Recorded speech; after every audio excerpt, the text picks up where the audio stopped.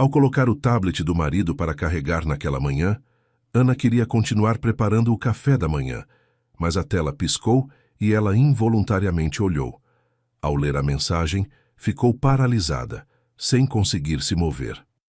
Bem-vindos, aqui é o Léo, com mais uma história para vocês. Antes de começarmos, escrevam nos comentários de onde estão nos assistindo. Esperamos que gostem da história de hoje. As panquecas de ricota douravam na frigideira de ferro fundido e Ana virava cada uma com a espátula com cuidado, verificando a crosta de baixo. A crosta ficava dourada, uniforme, exatamente como Rafael gostava. Logo no início da vida deles juntos, ele havia dito que as panquecas da mãe sempre eram ou cruas por dentro ou duras como sola de sapato, e que, se Ana fosse fritar, fizesse direito. E ela se esforçava para fazer direito. Na cafeteira subia uma espuma densa de café, e Ana conseguiu tirá-la do fogo exatamente no segundo em que a tampa marrom fremiu e começou a escorrer pela borda. O cheiro do café se misturava com o cheiro de baunilha e ricota, e na cozinha, pela primeira vez naquela manhã, ficou de verdade tranquilo. Do quarto do bebê vinha uma respiração suave. Gabriel dormia de lado, com o punhinho embaixo da bochecha, e Ana, naqueles 4 meses, já havia aprendido a respiração dele de cor. Quando o filho acordava, ela ficava um pouco mais profunda e irregular, como se ele mesmo ainda não soubesse se queria se levantar. Agora a respiração era regular, calma, e dava para respirar. Dava para fritar essas panquecas, servir o café para o marido, sentar à frente dele e conversar com calma. Era exatamente isso que Ana havia planejado. Com calma, sem reproches, sem mágoa, sem lágrimas, como adultos que têm um bebê pequeno e uma vida em comum. Ela tirou do armário 2 pratos, o grande com a borda azul para Rafael, o menor para ela mesma, distribuiu as panquecas com cuidado, colocou ao lado uma colher de creme de leite e um pouco de geleia de amora que a mãe havia envasado no verão anterior. A mãe sempre tinha esses estoques, potes com etiquetas feitas de pedaços de papel de caderno com a inscrição Amora Verão. Quando Ana estava grávida, a mãe trouxe uma sacola inteira desses potes e disse: "Vitaminas, filha." Quase não colocou açúcar. Ana ria na época, dizendo que em 3 colheres de geleia havia mais açúcar do que em um copo de chá, mas pegou os potes e agora quase toda manhã abria um deles.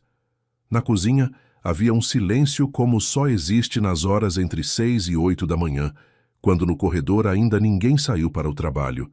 O elevador ainda está dormindo, e lá fora o céu começa apenas a clarear.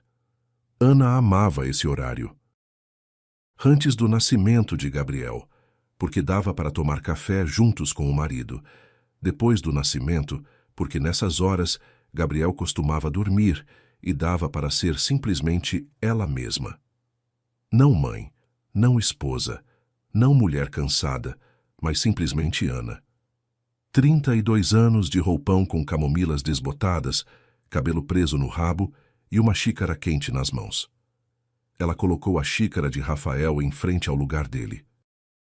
Antigamente tinham a tradição de tomar café da manhã juntos, um de frente para o outro, e Rafael gostava de contar algo engraçado sobre o trabalho, sobre os colegas, sobre as reuniões sem sentido. Ana ouvia, ria, às vezes servia mais um pedaço. Agora, essa tradição não existia mais. Rafael geralmente comia em pé, olhando para o celular, ou então dizia: "Vou comer no carro", pegava a garrafa térmica e ia embora. Mas hoje, Ana decidiu que seria como antigamente. Pelo menos tentaria. Ela ajeitou a toalha no gancho perto do fogão. A toalha era nova, branca, com espigas bordadas. A mãe havia dado de presente quando trouxe legumes do interior. "Você só tem trapos cinzentos, Ana", dissera a mãe. "Pegue, que a cozinha fique mais alegre." Ana pendurou a toalha imediatamente, e a cozinha de fato pareceu ter clareado um pouco. Só que isso não ajudava no que importava de verdade, que em casa estava frio. Não de temperatura de outro jeito.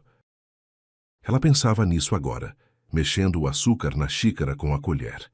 Pensava e tentava não pensar. Esses dois movimentos dentro dela aconteciam ao mesmo tempo. Antes de o filho nascer, ela tinha certeza de que, quando ele chegasse, tudo se tornaria o oposto, quente. Ela e Rafael esperaram o filho por quase 3 anos. No começo simplesmente não acontecia. Depois foram a médicos, depois fizeram exames, depois houve uma vez que não deu certo, sobre a qual nunca mais falaram em voz alta. E então ela viu 2 listrinhas, e Rafael a princípio não acreditou. Pediu para repetir o teste, depois mais um, depois comprou o 5º na farmácia lá embaixo e ficou sentado no corredor, esperando ela sair. E quando ela saiu, ele se sentou no chão bem no corredor de entrada e disse baixinho: "Ana, é verdade mesmo."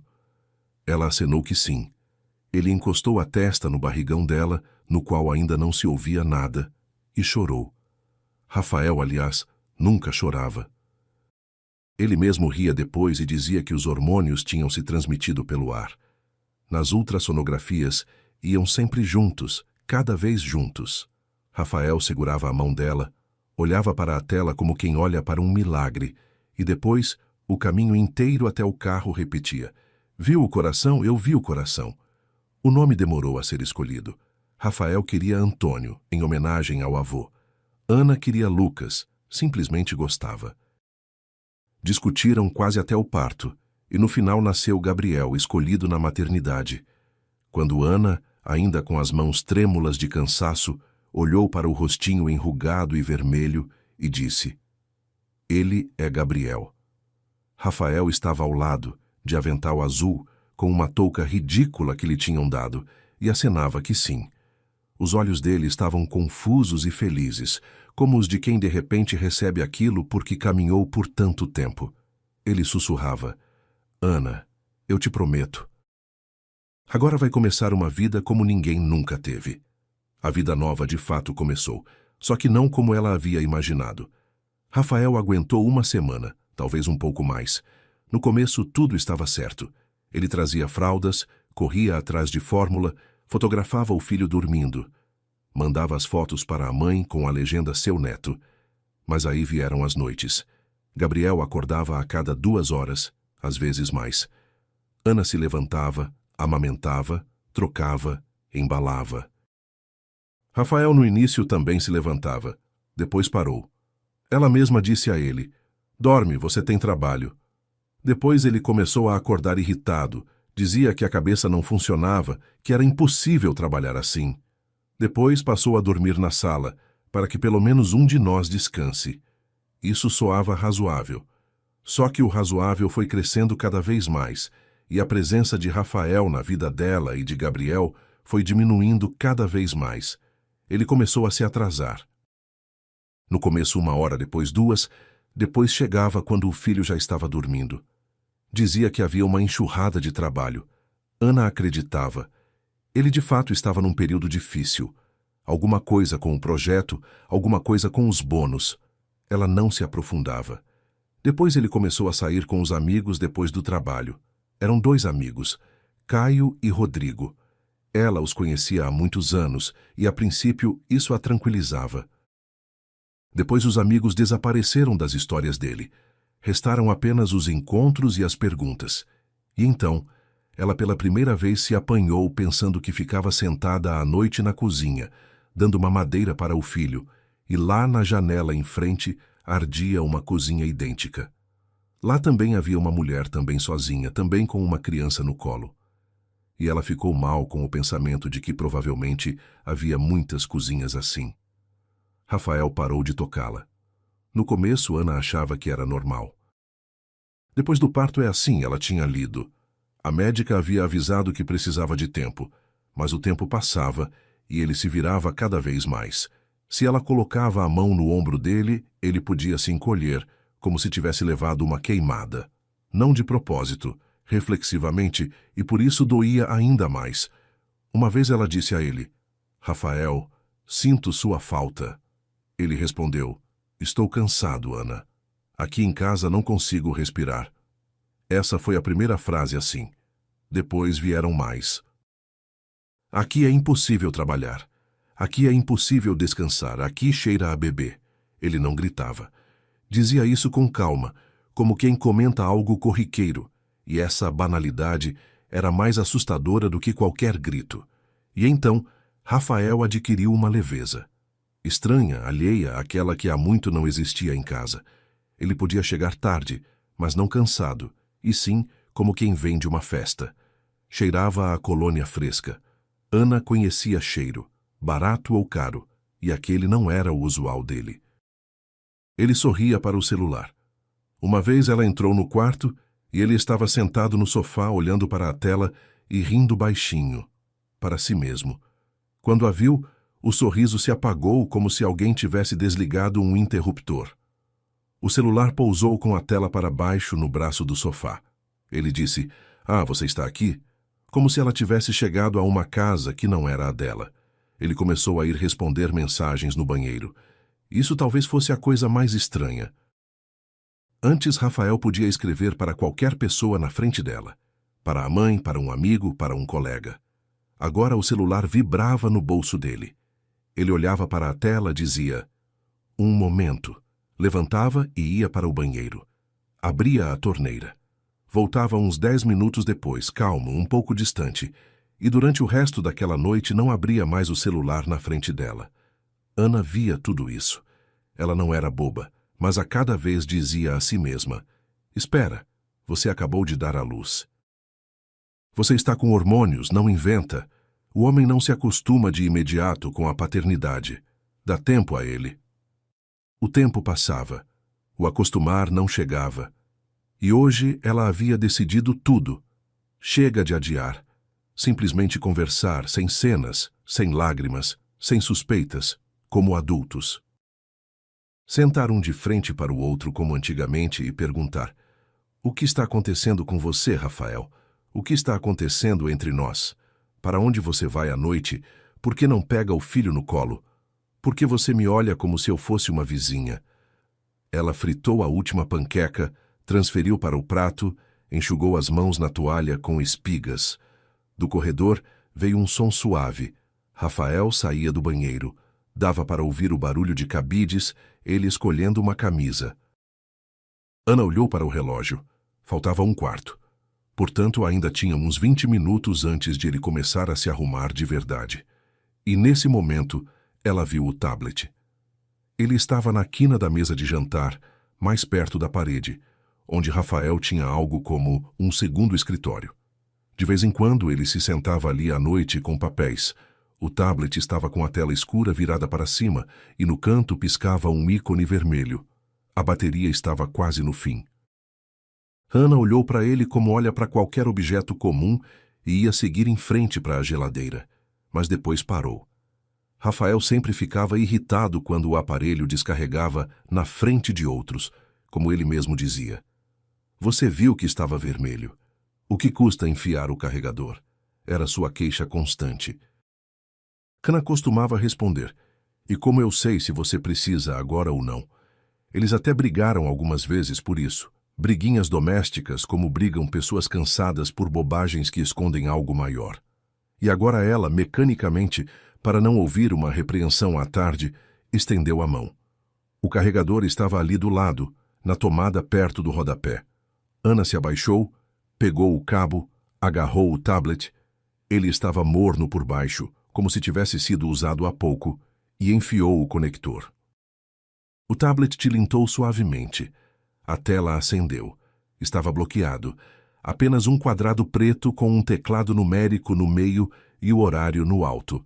Mas bem no topo, acima do relógio, na barra de notificações, havia uma pequena linha.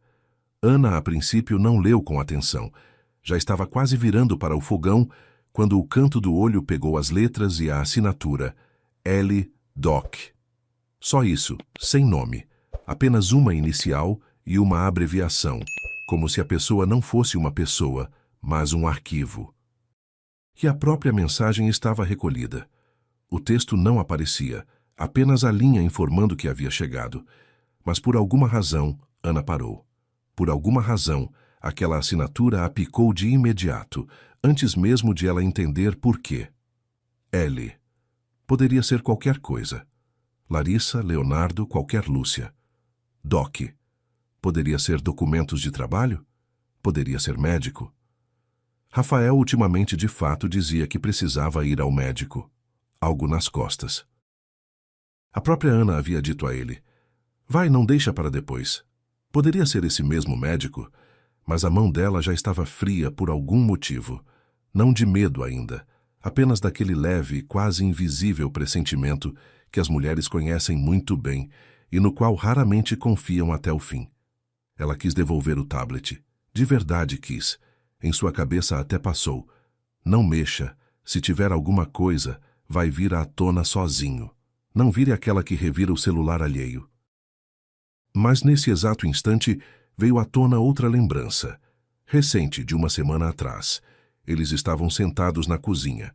Rafael consertava algum programa no tablet, xingava, depois disse: ah, vou colocar uma senha da sorte. E rindo, digitou 4 números da sorte.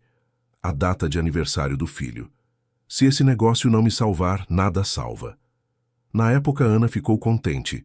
Pareceu que ele finalmente estava começando a sentir de verdade que tinham um filho. Agora, ela se lembrou desses números. Dia-mês.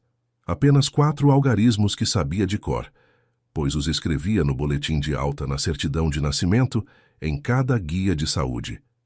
Ela os digitou. O tablet clicou suavemente e abriu. De início, ela não conseguiu entender nada. A tela abriu não na tela inicial, mas diretamente no mensageiro. Rafael aparentemente havia escrito de manhã e não havia fechado. Um grande chat branco, com o nome do contato lá em cima, aquele mesmo L-Doc, sem foto, sem status. Apenas o nome, como uma pasta de contabilidade. As mensagens vinham uma após a outra, longas e curtas, e Ana, a princípio, não leu a última. O olho se prendeu no meio. Ali havia mais texto. Estou cansada de ser a segunda. Depois do nascimento do filho, você ainda assim não ficou feliz. Você mesmo dizia que o filho cortou sua vida pela metade. Se quer ficar comigo, para de ter pena dela. Ana leu isso, e a princípio não entendeu o que havia lido. As palavras pareciam estar em outro idioma. Ela releu, depois de novo. O tic-tac do relógio na parede ficou estranhamente alto em seus ouvidos. Lá longe, atrás da parede, no quarto do bebê, Gabriel suspirou baixinho. Estava virando no sono, provavelmente. Ana automaticamente aguçou o ouvido para esse som, porque ouvi-lo era mais familiar do que o que ela segurava nas mãos. O filho voltou a respirar regularmente, dormindo. Ana estava na cozinha, de roupão com camomilas, com a frigideira de ferro fundido quente atrás de si, segurando o tablet alheio, no qual uma mulher escrevia ao seu marido: estou cansada de ser a segunda. Ou seja, Laura não era assistente, nem médica, nem colega de projeto. Ela era a mulher de Rafael, a amante que ele aparentemente havia encontrado depois de ela dar à luz o filho, depois de ele ter ficado de avental azul na maternidade e sussurrado sobre a nova vida. Depois de ele ter chorado no corredor e encostado a testa no barrigão dela. Depois de tudo isso, ele havia encontrado alguém, e esse alguém lhe escrevia que estava cansada de ser a segunda. As panquecas esfriavam no prato. Ana baixou os olhos lentamente para a última mensagem, que havia piscado na tela bloqueada 1 minuto antes. Era mais curta e seca, diferente da primeira, como se fosse escrita por outra pessoa. Calma, objetiva, acostumada a papéis. Resultado pronto. Pode buscar hoje. Sim, DNA. O acordo é o principal. E abaixo um arquivo anexado, foto de algum documento. Ana pressionou o arquivo. Abriu-se um laudo médico. Cabeçalho de uma clínica, carimbo, sobrenome de Rafael, colunas com indicadores. Na parte de baixo, uma linha destacada na qual seu olhar parou como numa parede. Comprometimento grave da função reprodutiva. Concepção natural praticamente impossível. Ela leu essa linha 3 vezes. 4, 5. E então levantou a cabeça devagar e olhou para a porta do quarto do bebê. A porta estava entreaberta de uma palma, como Ana sempre a deixava à noite para poder ouvir. Pela fresta, aparecia a borda do berço branco com ursinhos bordados. Atrás da borda, de lado, com o punhinho embaixo da bochecha, dormia Gabriel com 4 meses. Seu filho, dela e de Rafael. Cílios escuros, os de Rafael, longos, ligeiramente curvados nas pontas. Ela os havia notado pela primeira vez ainda na maternidade, e na época dissera para a sogra: é o pai em miniatura. A covinha no queixo também era dele. Quando Gabriel sorria no sono, a covinha ficava mais funda, e isso era parecido de um jeito quase engraçado. E agora Ana olhava para a foto do laudo, pelo qual resultava que um filho assim não poderia existir para Rafael. Algo dentro dela clicou. Não se quebrou, não se estilhaçou, apenas clicou como uma alavanca num aparelho antigo que muda o modo de funcionamento. Se ela fosse outra pessoa, em outra manhã, em outro estado, talvez tivesse sentado no chão e chorado, duvidado de si mesma, ficado repassando na cabeça: e se for, e se eu não me lembro de algo? Mas Ana havia gerado apenas um filho em sua vida e ela sabia com absoluta certeza de quem. E ela olhava para aqueles cílios e para aquela covinha e para o punhinho pequeno embaixo da bochecha. Por isso ela não acreditou no laudo. Acreditou em outra coisa. Rafael e essa Laura estavam preparando uma história suja.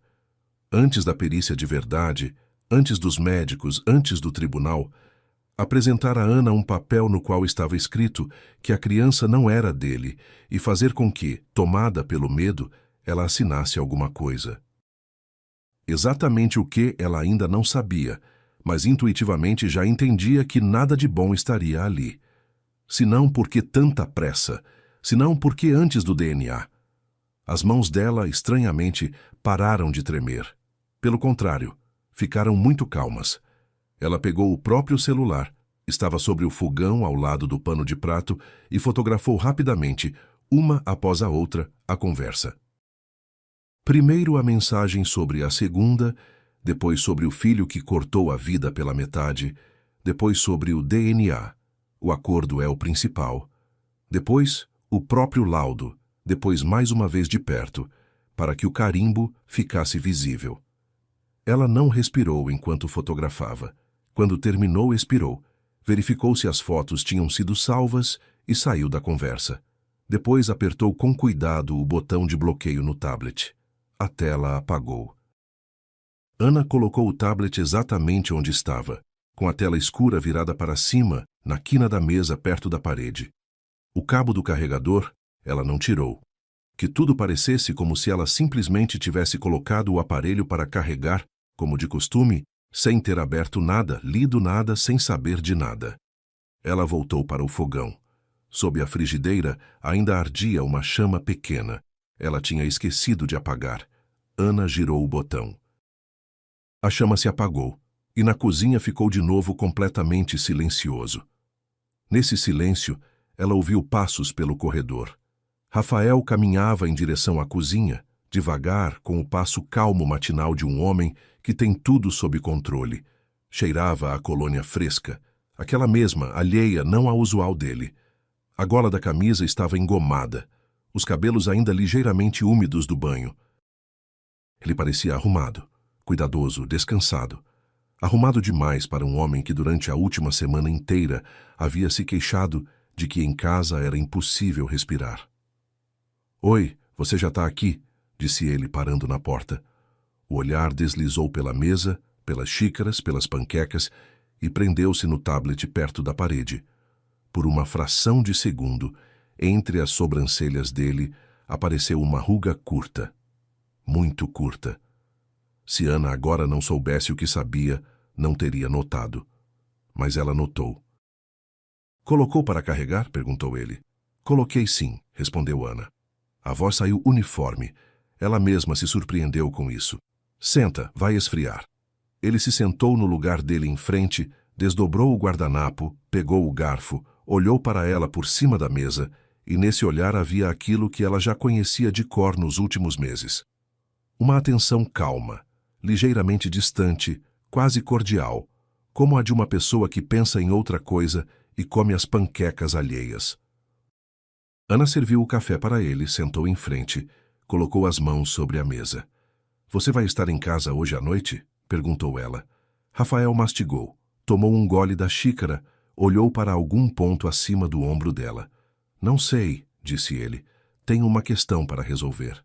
E nesse segundo Ana entendeu que uma questão iria resolver hoje não só ele. Rafael comeu as panquecas rápido.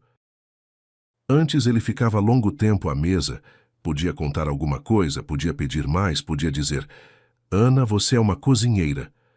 Hoje ele comeu 3, afastou o prato, enxugou os lábios com o guardanapo e se levantou. Terminou a xícara de café já em pé perto da pia. Olhou para o relógio e disse: Bom, vou indo. Aproximou-se da cadeira em que estava seu paletó. Vestiu-o. Já na porta do corredor se virou e o olhar novamente deslizou pela mesa, pelo tablet. Ana viu isso pelo canto do olho, continuando a juntar os pratos. Não se virou intencionalmente, serviu mais café para si mesma, como se nada naquele minuto fosse mais importante do que aquela xícara. Não esquece, tenho que passar na casa da minha mãe hoje, disse ele. Pode ser que chegue tarde. Entendi, respondeu Ana. Ele ficou parado mais um segundo na porta, como se quisesse acrescentar algo, mas não acrescentou.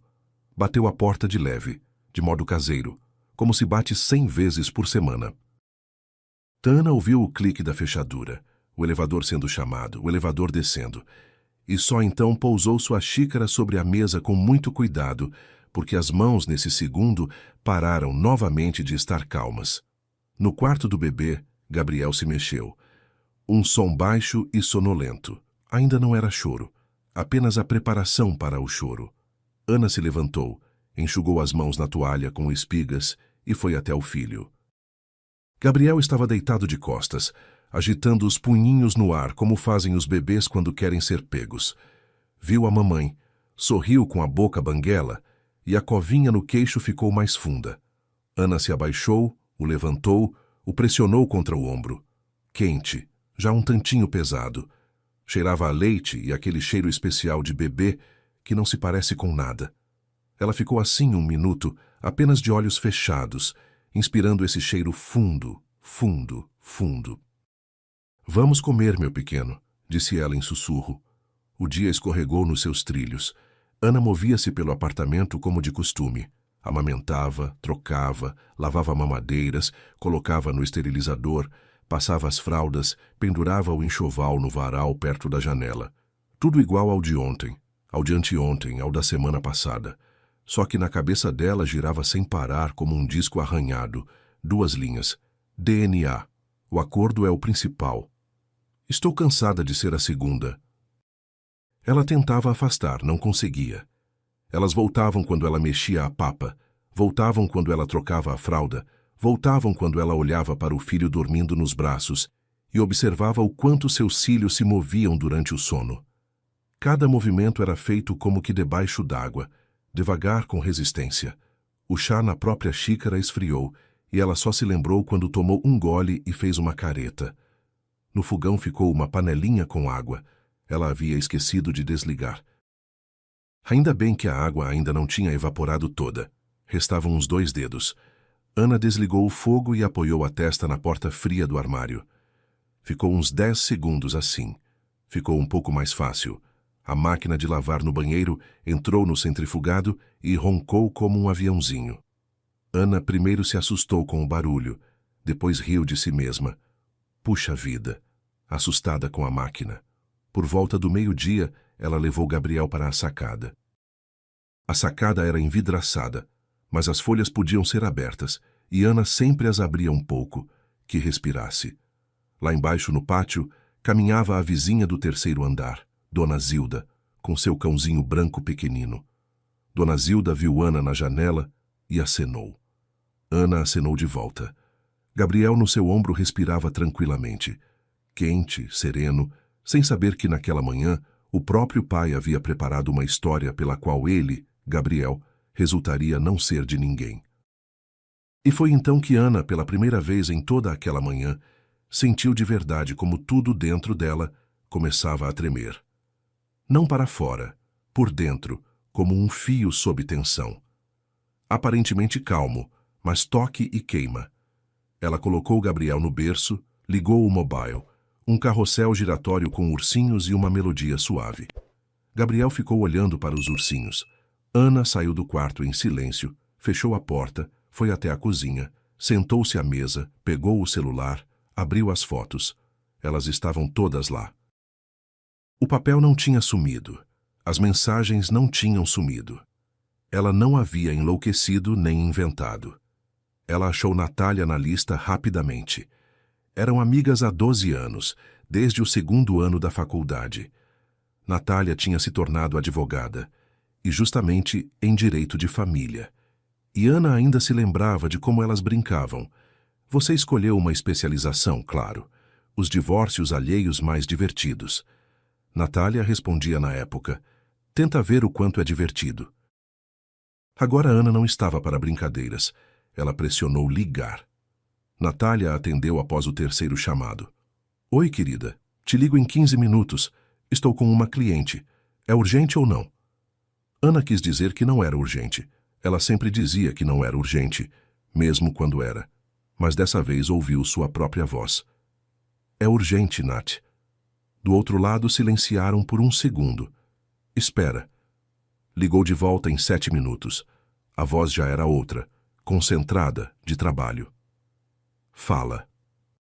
E Ana contou em ordem como pôde, sobre como Rafael havia mudado depois da maternidade, sobre as chegadas tardias, sobre a leveza que não existia em casa, sobre o celular no banheiro, sobre o tablet no carregador, sobre a senha da sorte, sobre L. Doc, sobre estou cansada de ser a segunda, sobre o filho cortou sua vida pela metade, sobre DNA, o acordo é o principal, sobre o laudo, sobre comprometimento grave, sobre os cílios de Gabriel e a covinha, sobre como Rafael havia olhado de manhã para o tablet, e naquele olhar breve algo havia passado. Natália ouvia em silêncio. Só uma vez interrompeu. Você tirou fotos? Tirei, no meu celular. Ótimo. Quando Ana terminou, do outro lado houve um minuto de silêncio. Depois Natália começou a falar com calma, devagar, como se fala com uma pessoa na beira do abismo. Ana, me ouve com atenção. Vou te dizer algumas coisas, e você as guarda como se eu estivesse te escrevendo num caderno. Estou ouvindo. Primeiro, um laudo de infertilidade, mesmo que verdadeiro, não cancela a paternidade. Entende? Infertilidade é uma probabilidade. Paternidade é um fato. O fato só se estabelece mediante teste de DNA, e de nenhuma outra forma. Nenhum papel de clínica, nenhum exame, nenhum meus índices são ruins, tem valor jurídico como prova de que Gabriel não é filho dele. Isso é o primeiro e o mais importante. Entendi. Segundo, se ele está te apresentando um laudo e te arrastando para um acordo antes da perícia, é porque ele precisa da mentira. Ele precisa que você se assuste antes da verdade. Isso é muito importante entender. Uma pessoa que precisa da verdade vai fazer o DNA. Uma pessoa que precisa chegar primeiro vai ao cartório. Memorizou? Memorizei. Terceiro, e aqui me escuta especialmente. Não assina nada. Nenhum papel. Nenhum vamos resolver em silêncio. Nenhum para os pais não ficarem sabendo. Nenhum pelo bem do filho. Nenhuma assinatura, Ana. Mesmo que ele chore, mesmo que traga flores, mesmo que diga que te ama, nenhuma assinatura sem mim. Entendeu? Entendi. Quarto, não sai correndo por clínicas, não faz a perícia por conta própria, por curiosidade. Se quiser, depois fazemos tudo oficialmente dentro do processo judicial. Por agora você não confirma e não refuta nada. Você simplesmente vive e amamenta seu filho. Certo? E quinto, Ana, não mostre a ele que você sabe de alguma coisa. Não faça escândalo. Não jogue o tablet na parede. Não escreve para essa Laura. Não liga para ela. Estou falando sério. Se ele não percebeu que você leu, esse é seu maior trunfo agora. Deixa ele achar que você continua sem suspeitar de nada. Aí ele vai agir com calma. E uma pessoa calma sempre deixa mais rastros do que uma assustada. Está comigo? Estou. Ana estava sentada na cozinha. O ombro havia amortecido porque ela segurava o celular pressionado com a bochecha e com a outra mão mecanicamente recolhia as migalhas das panquecas da manhã sobre a toalha de mesa, juntando-as num montinho. Ouvia Natália, e pela primeira vez em toda aquela manhã ficava não mais assustada, mas mais calma. Não porque tudo estava bem, mas porque aquele horror havia ganhado um nome, havia ganhado uma sequência de ações e havia surgido uma pessoa que sabe o que fazer com esse horror. Me manda os prints, disse Natália. Tudo agora mesmo vou enviar. E mais uma coisa. Se ele esta noite chegar com papo, e muito provavelmente vai chegar, já que de manhã tem uma questão para resolver, o escuta com atenção. Memoriza as formulações. Se precisar, liga o gravador do celular no bolso. Você é membro da família. A conversa é no seu apartamento. Vou te explicar mais detalhadamente depois, mas por precaução que o celular esteja no bolso do roupão. Certo. E Ana, você fez tudo certo agora. Você me ouve? Tudo certo. Ana disse obrigada, desligou e pousou o celular com a tela para baixo. Ficou sentada 1 minuto, depois mais 1. Depois se levantou, levou a xícara para a pia, abriu a torneira. A água começou a murmurar. Com esse murmúrio, ficou mais fácil respirar. O dia continuou. Só que agora na cabeça de Ana não havia um disco arranhado com 2 linhas, mas uma listinha pequena. Não assinar nada, não mostrar nada, manter o celular no bolso. Era uma lista muito simples. Da simplicidade dela, ela foi aos poucos desafogando os ombros. Ela amamentou Gabriel mais uma vez, botou para dormir, saiu com ele para dar uma voltinha no pátio. Dona Zilda, com o cachorrinho, já havia entrado em casa. No pátio, num banco, estavam 2 senhoras discutindo como a cebola do mercado estava ruim esse ano. Ana passou por elas, acenou. Elas acenaram de volta. A vida em volta seguia igual à da manhã. Era uma sensação estranha. Por dentro de você está ardendo uma casa, e por fora as pessoas falam de cebola. Em casa ela arrumou tudo, lavou as fraldas, cozinhou uma sopa para si, simples de frango com cenoura e macarrão. Comeu em pé perto do fogão, porque sentar de algum modo não dava, e o tempo todo olhava para o relógio. Rafael prometeu chegar tarde. Esse tarde pairava sobre o dia inteiro como uma nuvem pesada. Por volta das 7, a mãe ligou. Ana não atendeu. Não agora. A mãe, depois. A mãe, ela vai contar tudo. Mas não hoje. A mãe vai chorar, vai se afligir, vai começar a arrumar malas para chegar. E Ana precisava agora estar concentrada, não confortar alguém. Às 8h30, Gabriel adormeceu definitivamente para a noite. Por pelo menos umas 3 horas ela esperava. Ana se sentou na poltrona da sala, cobriu-se com uma manta e ficou esperando. Ligou a televisão sem som, apenas para ter luz e movimento. Na tela andavam pessoas num estúdio discutindo alguma coisa, rindo sem som. Às 10 para as 10 a fechadura clicou. Rafael entrou no corredor, e Ana imediatamente percebeu que algo estava diferente. Diferente de como estava de manhã. De manhã ele estava arrumado e composto. Agora nele havia uma certa calma tensa e especial, aquela que existe numa pessoa que carrega no bolso um papel importante. "Oi?", disse ele. "Oi, o pequeno está dormindo?" "Está." No corredor barulhou um celofane. Ana se ergueu um pouco da poltrona e viu Rafael entrar na sala com um buquê. Grande, crisântemos brancos com verduras em plástico de loja, com uma fitinha pequena. Rafael não lhe dava flores há 8 meses, talvez 9. Desde o último dia das mães, com certeza. Ele se aproximou, estendeu o buquê. "Para você." Ana pegou. As flores cheiravam fresco e um tantinho frio. Tinham vindo claramente agora mesmo da loja. O frio ainda não tinha saído das pétalas. Ela as segurava junto ao peito e olhava para o marido. Rafael olhou nos olhos dela brevemente por um segundo e desviou o olhar. Passou por ela até a porta do quarto do bebê. Entreabriu. Ficou parado. Olhou para dentro. O filho, nesse momento, suspirou alto no sono. Rafael não entrou. Não se abaixou. Não ajeitou o cobertor. Apenas olhou por uns 5 segundos, fechou a porta e voltou para a sala. Senta, Ana, disse ele. Vamos conversar. Sentou no sofá em frente à poltrona. Na altura do joelho, pousou uma pasta escura de couro, com cantos curiosamente novos. Ana a via pela primeira vez. Abriu a lingueta. De dentro saíram pela metade alguns documentos, e nesse segundo Ana, sem tirar os olhos da pasta, baixou a segunda mão para o bolso do roupão. Ali, quente pelo calor do seu corpo, estava seu celular.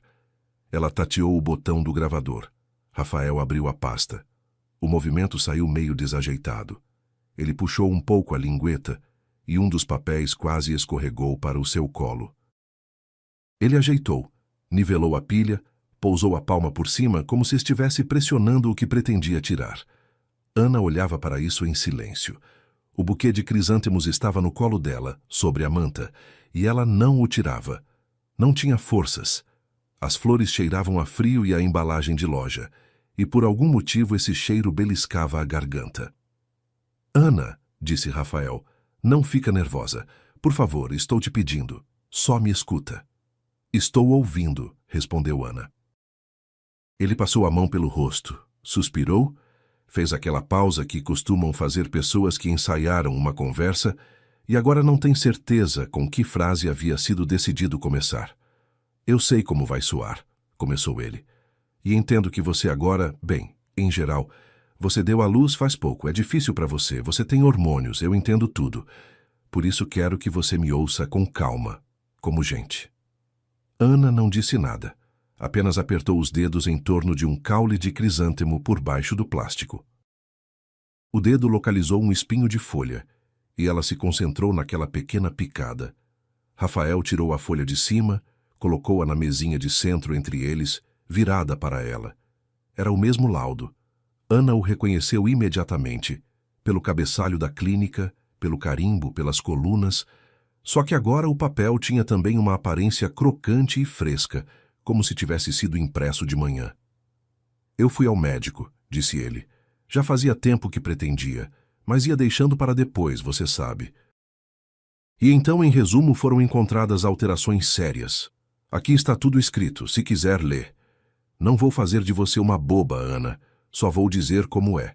Por esses índices, concepção natural para mim é praticamente impossível.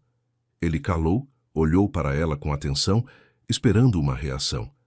Ana baixou devagar os olhos para o papel, olhou para a linha já conhecida. Comprometimento grave da função reprodutiva. Concepção natural praticamente impossível. Ela a releu mais uma vez, como se estivesse vendo pela primeira vez. Depois ergueu os olhos. E daí? Perguntou ela. A voz saiu uniforme, ligeiramente rouca. Como assim, e daí? Rafael se inclinou para a frente. Ana, você entende o que isso significa? Diz você mesmo. Ele passou a mão pelo rosto de novo, lambeu os lábios. Isso significa que eu não posso ter certeza de que Gabriel é meu filho. Não estou dizendo que te acuso. Escuta, não estou te acusando. Pode ter sido alguma coisa, pode não ter sido. Não me meto. Talvez você mesma não soubesse. Mas fato é fato. Tenho esses índices. E um filho com esses índices é uma questão. Ana o olhava e via não o marido. Via um homem que havia ensaiado esse discurso. Via porque as pausas dele saíam no momento certo. Via porque ele disse, não te acuso, exatamente na entonação em que essas palavras funcionam como acusação mais forte. Via porque a palma dele ainda pressionava a pasta, na qual claramente havia mais alguma coisa. Rafael, disse ela, se você está em dúvida, vamos fazer um DNA. O rosto dele por um segundo se transformou. Brevíssimo, mas Ana captou. Por baixo da pele, passou como uma sombra. Depois ele se recompôs. Olha, disse ele, olha, eu te pedi calma. Você já está levantando o DNA, escândalo. Não disse escândalo, disse DNA. Ana, pensa com a cabeça. Se a gente agora começar todas essas perícias, você sabe como é que funciona. Isso é encaminhamento do tribunal. É tribunal. É exposição. Seus pais vão saber. Os meus pais vão saber. No meu trabalho vão saber. No seu trabalho vão saber, quando você voltar. Você precisa que todo mundo fique discutindo de quem você teve filho? Tive de você. O papel diz outra coisa. O papel não deu à luz Rafael. Ele calou, recostou no sofá, olhou para o teto, depois para ela de novo. Ana, não quero te arrasar. Não vim para isso. Vim propor uma solução normal, como gente sem constrangimento, para que você e eu possamos seguir a vida com mais tranquilidade. Ele tirou a segunda folha, colocou por cima do laudo. Era um acordo. Ana viu o texto impresso com parágrafos, com números, com espaços para assinatura, 2 campos em branco embaixo. Olha, disse ele, aqui está tudo honesto. O apartamento fica comigo, porque as parcelas principais do financiamento fui eu que paguei. Isso você sabe. O carro também fica comigo. Está registrado no meu nome. Para você? Bom, pensei. Está difícil para você agora, por isso estou reservando uma quantia. Aqui vê, está escrito. Para os primeiros tempos, para você poder alugar algo, se estabelecer. E a questão do sustento do filho, bem, aqui há um parágrafo separado. Essa questão resolvemos depois de estabelecermos a paternidade biológica. Se confirmar, sustento. Não confirmar. Bom, você entende. Ana olhava para o acordo, e por algum motivo via com muita nitidez, não as letras em si, mas a veia pulsando no pescoço de Rafael. Ela pulsava miudinha, ritmicamente, como um pequeno metrônomo. Uma. Ele estava nervoso. Muito. O principal é não assustar, disse ele. É só um papel. O tabelião assina, reconhece firma e está tudo resolvido. E ninguém fica sabendo. Sem tribunais, sem sujeira, quietinho como adultos. Até a Lau. Ele cortou a palavra na metade, piscou, se corrigiu. Até ao nosso advogado eu não recorro, se você concordar com calma. Resolvemos tudo a 2. Laura. Ele quase disse Laura. Ana ouviu isso e não deixou transparecer. Apenas apertou o dedo mais firme no espinho do caule do buquê. E se eu não assinar? Perguntou ela. Aí vai ser tribunal, Ana. Aí vão ser perícias, aí vão ser intimações. Aí seus pais vão saber, os meus vão saber, todo mundo vai saber. Você precisa disso? Com um filho no colo, sem trabalho, sem moradia decente, você vai se meter nisso? Rafael, disse ela, por que você está me dizendo isso? O que é isso? Sobre os pais, sobre o trabalho, sobre a moradia. Você está tentando me convencer a assinar ou me assustando? Ele ficou em silêncio, olhou para ela por um longo tempo, depois disse já mais baixo, sem a entonação de antes. Quero te ajudar. Então vamos fazer o DNA. Só o DNA, antes de qualquer acordo. Não entendo por que você está tão agarrada a isso. E eu não entendo por que você não quer. Rafael se levantou, foi até a janela e voltou, sentou-se de novo. Certo, disse ele. Olha, não vou decidir nada agora. Não assina hoje. Pensa. Não estou com pressa.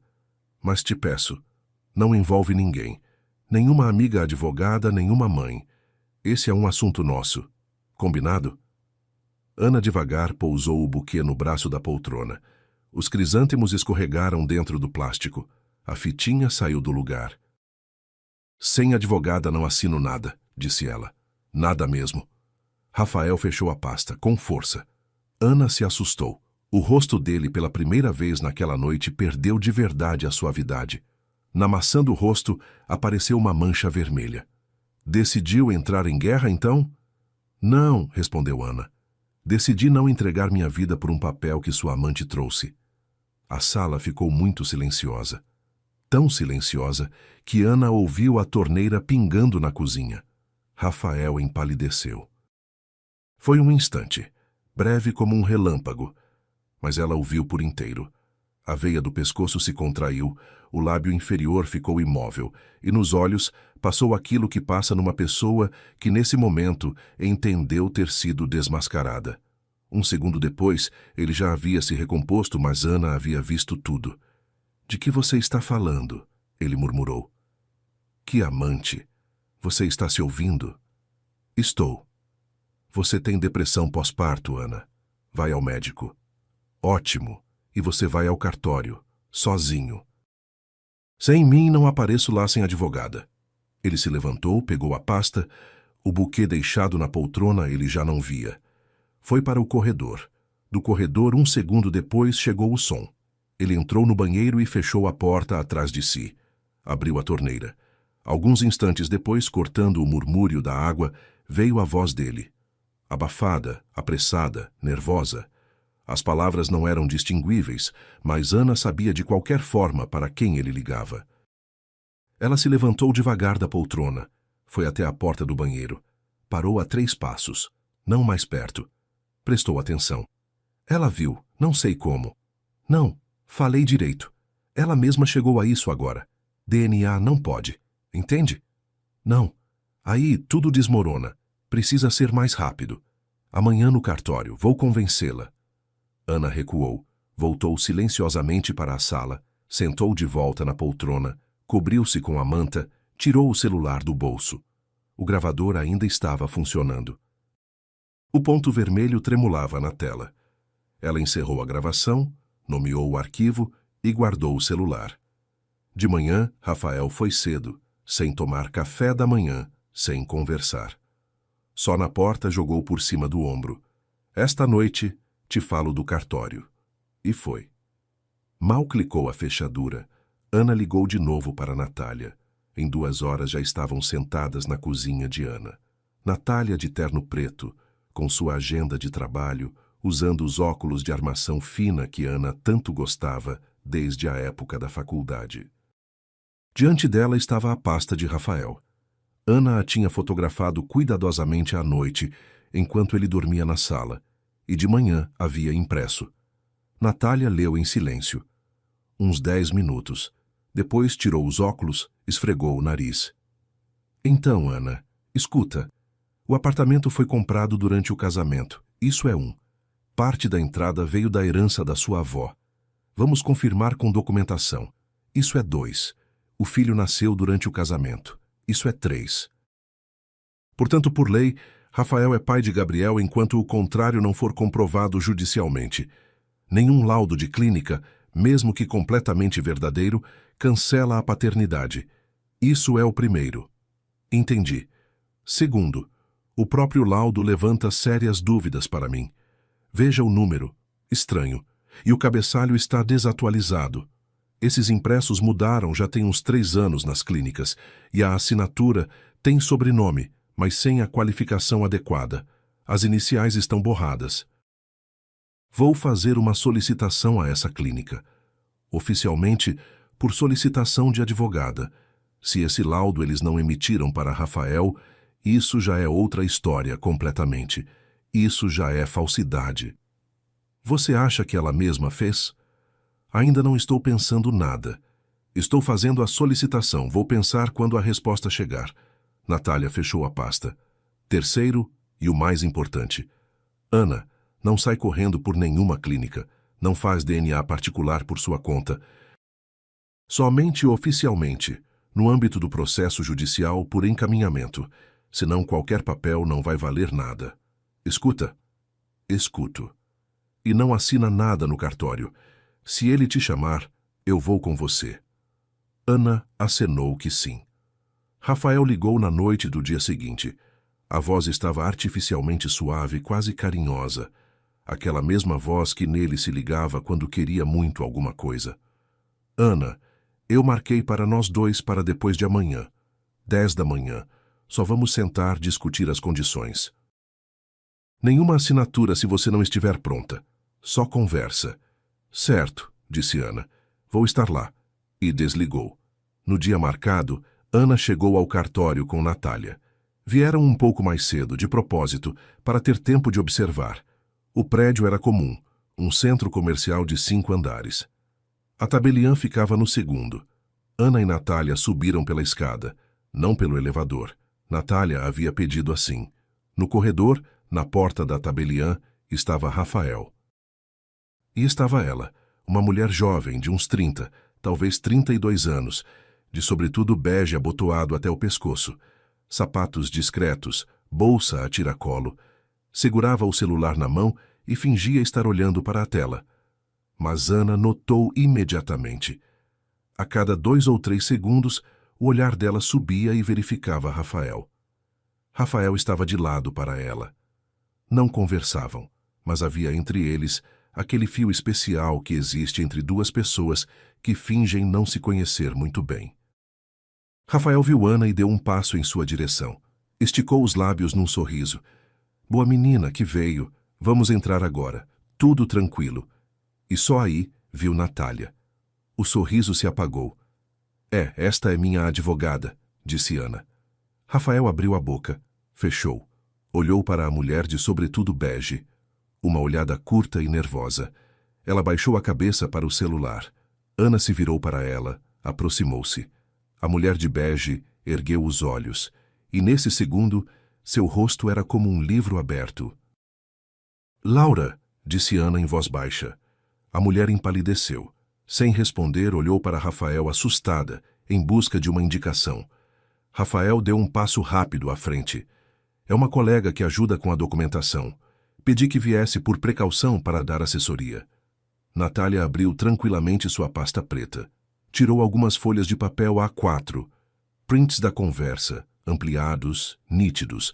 Colocou-os cuidadosamente no peitoril da janela para que Rafael e Laura pudessem ver. Certo, disse Natália. A voz dela era tão uniforme que Rafael pareceu recuou meio passo. Então a colega que ajuda com a documentação pode talvez nos explicar por que ela aconselha por escrito ao seu colega que chegue antes do DNA. É alguma nova variante de consultoria contábil.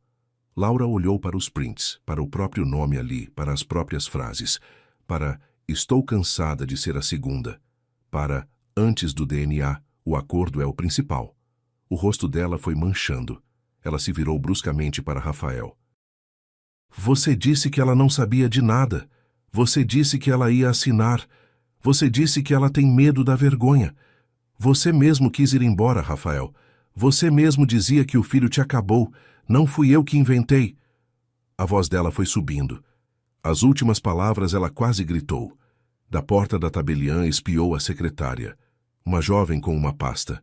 Olhou para aquela cena e imediatamente se esquivou de volta. 1 minuto depois saiu a própria tabeliã, uma mulher de uns 50 anos de terno rígido, com lábios apertados. Avaliou a situação. Rafael vermelho, Laura em lágrimas, prints no peitoril, advogada com pasta, Ana encostada na parede. Hoje não haverá nenhuma formalização, disse a tabeliã brevemente. Não lavro documentos sob pressão e diante de conflito manifesto entre as partes. Desocupem o corredor, por favor. Rafael tentou dizer algo. A tabeliã levantou a palma e fechou a porta. Laura, sem olhar para ninguém, se virou e foi rapidamente para a escada. O barulho de seus saltos sumiu um andar abaixo. Rafael alcançou Ana na calçada, agarrou pela manga do casaco. Ana, escuta, foi tudo ela. Foi ela que me influenciou. Você não entende. Depois de Gabriel eu não estava bem, não sabia o que estava fazendo. Ela me enrolou. Ana soltou a manga, com calma, sem arrancar. Rafael, disse ela, você não estava descontrolado. Estava bem no controle quando procurou uma amante, quando mandou fazer um laudo falso, quando redigiu um acordo, quando marcou no cartório. Você não queria a verdade. Você queria chegar antes que ela viesse à tona. Virou-se e foi até o carro, onde Natália a esperava. Atrás, Rafael ainda dizia alguma coisa, mas Ana já não ouvia. O pedido de divórcio Ana protocolou 1 semana depois. Natália organizou tudo com cuidado, ponto por ponto. Divisão de bens, definição do domicílio da criança, fixação de pensão alimentícia. Rafael, ao receber a citação, ligou primeiro para a mãe. A mãe imediatamente ligou para Ana, falando entre lágrimas que os dois tinham se precipitado e precisavam pensar no filho. Ana a ouviu com calma, não explicou nada, apenas disse: Dona Lúcia, pergunte ao seu filho sobre o laudo e sobre a Laura. Depois a gente conversa. A sogra ficou em silêncio e não ligou mais. O próprio Rafael se comportou exatamente como Natália havia previsto. Primeiro ameaçou contestar a paternidade até o Supremo, depois tentou arrastar o processo. Ora um documento que não tinha entregado a tempo, ora pedia adiamento de audiência por doença. Depois, de repente, deu uma virada e passou a se apresentar como a parte prejudicada. Mandava mensagens longas dizendo que também tinha um coração, que ninguém entendia sua dor, que Ana estava destruindo a família por suspeitas tolas. Ana não respondia. Todas as mensagens eram repassadas a Natália. Ela as guardava numa pasta separada. Precaução, dizia ela. Com a gente tudo pode ser usado. A perícia foi marcada 1 mês e meio depois. Ana levou Gabriel no dia e horário indicados, à clínica indicada. Rafael também chegou, carrancudo, abatido, de camiseta que ela nunca havia visto nele. Não cumprimentou. O procedimento levou 10 minutos. Gabriel nem chorou, apenas olhou com surpresa para o médico com o cotonete e lhe sorriu com a boca banguela. Rafael, nesse segundo, algo tremeu no rosto e ele rapidamente se virou. Aquelas 3 semanas até o resultado, Ana as recordaria depois como uma longa manhã cinzenta. Ela amamentava o filho, passeava com o carrinho, cozinhava sopa para si mesma, deitava com Gabriel para dormir. A mãe veio e ficou 1 semana, lavou o chão, passou as fraldas, não fez perguntas. Só uma vez, à noite na cozinha, acariciou a cabeça de Ana como a de uma criancinha e disse: "Filha, você é forte. Eu talvez não aguentasse." Ana, então, pela primeira vez em todo esse tempo, chorou de verdade, baixinho no avental da mãe, por uns 5 minutos. Depois assoou o nariz e foi amamentar o filho. O resultado chegou numa quarta-feira, no almoço. Natália ligou ela mesma. A voz era aquela que se tem quando se segura uma alegria para não queimar. "Ana, você está sentada?" "Estou em pé." "Senta." Ana sentou num banquinho perto do fogão. Probabilidade de paternidade, 99,9%. Gabriel é filho dele. Pronto, querida. Sem nenhuma dúvida. Ana segurava o celular no ouvido e olhava para as próprias mãos, sem sentir nada. Nem alegria, nem triunfo, apenas uma grande fadiga pesada e amargura, porque o homem que ele próprio escolheu o nome dessa criança, que ele próprio chorou no corredor sobre o teste, que ele próprio ficou de avental azul na maternidade, mostrou-se disposto a transformar o próprio filho num instrumento de chantagem, e nenhum DNA apagaria isso. "Obrigada, Nath. Não é tudo. Lembra que fiz uma solicitação à clínica?" "Lembro." A resposta chegou. Um laudo assim eles não emitiram para Rafael. O formulário não é deles. O carimbo é falso. O nome do médico não consta no quadro de funcionários deles. É falsidade documental, Ana. Pura. E há razões para crer que o papel foi feito pela Laura. Ela um dia trabalhou num laboratório de diagnósticos. Tinha acesso a modelos antigos. Vamos usar isso no processo. Usa. Vamos usar. O divórcio se arrastou mais 2 meses. Rafael, sob a pressão das provas e do próprio advogado, que aparentemente lhe explicou as perspectivas, ficou visivelmente mais quieto, parou de mandar as mensagens ressentidas. Nas audiências chegava calado, de terno escuro. Os bens foram divididos conforme a lei. A parte de Ana foi protegida. A herança da avó foi reconhecida como bem particular dela. O filho ficou com a mãe, e para Gabriel foi fixada a pensão em valor determinado. O carro Rafael ficou com ele. Era a única pequena vitória dele naquele processo. Laura desapareceu antes do fim do divórcio. Assim que percebeu que, em vez de um homem livre com apartamento, a esperava figurar num processo por falsidade documental, pensão alimentícia de um ex-amante e um fim rumoroso, sumiu de lá. Rafael, numa conversa com o advogado, deixou escapar que ela havia ido para a casa da mãe no interior. Ana ouviu isso, e pela primeira vez em todo esse tempo se pegou pensando que não doía. Simplesmente nada.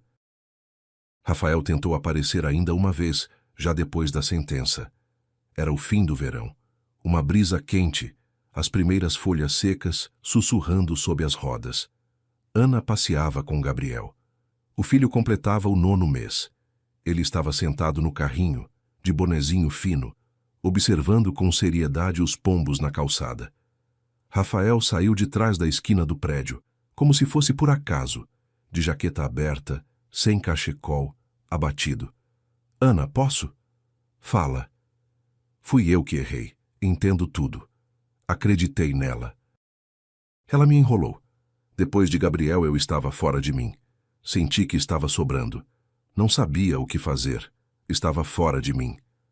Ana se abaixou para o carrinho, ajeitou o bonezinho de Gabriel. O filho a agarrou pelo dedo com firmeza, com força de homem, com toda a mãozinha. Ela se endireitou. Rafael, você não estava com medo de que ele não fosse seu. Você estava com medo de que fosse, porque aí precisava ser pai, e não um hóspede da família. E ser pai você não quis. Ele ficou parado em silêncio, abriu a boca, fechou, acenou que sim, se virou e foi pela calçada devagar, como caminham pessoas para quem de verdade não há pressa para ir a lugar algum. Ana ficou olhando para ele exatamente um segundo. Depois empurrou o carrinho em direção ao parquinho. Gabriel completou 1 ano no início da primavera. A chuva já havia dado uma trégua. No pátio cheirava a terra molhada. Nas árvores despontavam os primeiros brotos verdes. Ana arrumou uma mesinha simples na pequena cozinha, sem nada excessivo. Frango assado, salada, bolo de fubá da mãe, um bolinho com uma vela no meio. A vela era branca, de cera, meio torta. Gabriel imediatamente tentou agarrá-la e foi preciso afastar. Vieram a mãe, Natália, que naquele ano se tornara quase uma irmã para Ana, uma amiga de infância com o marido e a filhinha pequena, e a vizinha Dona Zilda, com seu cãozinho branco, que logo se enfiou debaixo da mesa. Não havia muita gente, mas a cozinha parecia cheia. Todos riam, fotografavam Gabriel. Dona Zilda contava como o primeiro dente do filho dela saiu tão torto que eles acharam que ia ser para a vida inteira. A mãe servia bolo para todo mundo. Gabriel estava sentado na cadeirinha de bebê, de camisinha branca nova. Quando Ana acendeu a vela, ele parou, olhou para a chama com os olhos escuros bem abertos. Os cílios eram compridos, ligeiramente curvados nas pontas, os do pai. A covinha no queixo ficou mais funda quando ele sorriu para a chama. Ana se abaixou e soprou a vela por ele. Todos bateram palmas. No carregador, perto do fogão, estava o celular dela. A tela acendeu. Chegou uma mensagem curta. Ana estendeu a mão e pegou o celular. Por 1 segundo, apenas 1 segundo, algo ecoou dentro dela com a velha memória. Assim havia acendido um dia o tablet alheio nessa mesma cozinha. A mensagem era uma notificação automática do portal do governo. A decisão judicial transitou em julgado. O processo foi encerrado. Texto seco e burocrático, sem congratulações nem palavras. Ana leu, apagou a tela, colocou o celular de volta na mesinha com a tela para baixo, ergueu os olhos. Gabriel, nesse segundo, estendeu em sua direção a palminha rechonchuda manchada de banana, quente, pequenininha, absolutamente viva. Ana se abaixou e o pegou nos braços. Certa vez uma mensagem acidental no tablet alheio quase destruiu sua vida. Agora Ana sabia com certeza. Ela não a destruiu. Ela a salvou. Salvou de um homem que quis transformar a maternidade em acusação, o amor em chantagem e o próprio filho em moeda de troca. Rafael achou que um papel falso o tornaria livre, mas aconteceu o contrário. A verdade de verdade foi o que a libertou. Obrigado por terem escutado esta história. Com vocês foi o canal Recanto das Histórias. Se gostaram, se inscrevam no canal e deixem seu like. Para vocês é um gesto simples, mas para nós faz toda a diferença.